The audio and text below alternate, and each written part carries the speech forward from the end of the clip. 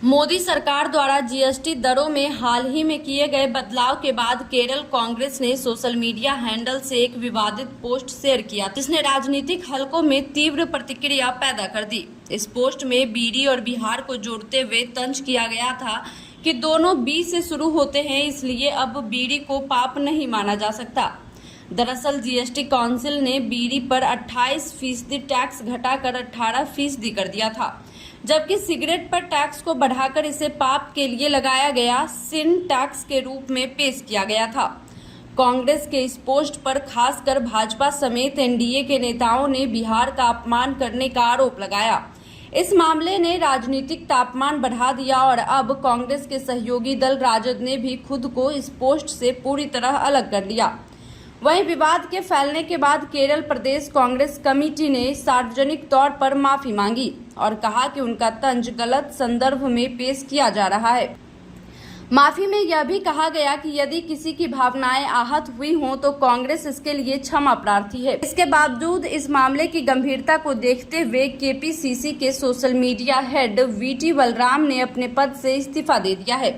VT Balram त्रिथला विधानसभा seat से 2 बार विधायक रह चुके हैं और इससे पहले केरल कांग्रेस के सोशल मीडिया का जिम्मा डॉक्टर पी सरीन के पास था। सरीन के बाद यह जिम्मेदारी बलराम को सौंपी गई थी, जब सरीन ने सीपीआईएम में शामिल होने का फैसला किया था।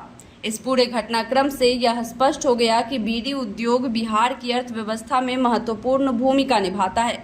देश में लगभग 70 लाख लोग इस उद्योग से जुड़े हुए हैं, जो तेंदू पत्तों पर आधारित कच्चा माल से तैयार की जाती है। अब इस पर 18% टैक्स और तेंदू पत्तों पर 5% टैक्स लागू किया गया है। राजनीतिक विवाद को लेकर बिहार सहित देश भर में कांग्रेस के खिलाफ विरोध प्रदर्शन भी हो रहे हैं।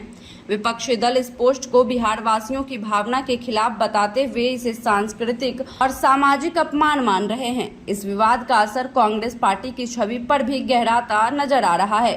पार्टी के वरिष्ठ नेता और कार्यकर्ता अंदरूनी तौर पर चिंता जताने लगे हैं। साथ ही राजनीतिक विशेषज्ञ भी इस घटना को आगामी चुनावों के परिप्रेक्ष्य में कांग्रेस के लिए बड़ा नुकसान मान रहे हैं। कांग्रेस ने माफी के साथ साथ सोशल मीडिया पर पोस्ट करने के नियम और प्रक्रिया को भी सख्त करने की बात कही, ताकि भविष्य में इस तरह की गलतियों से बचा जा सके।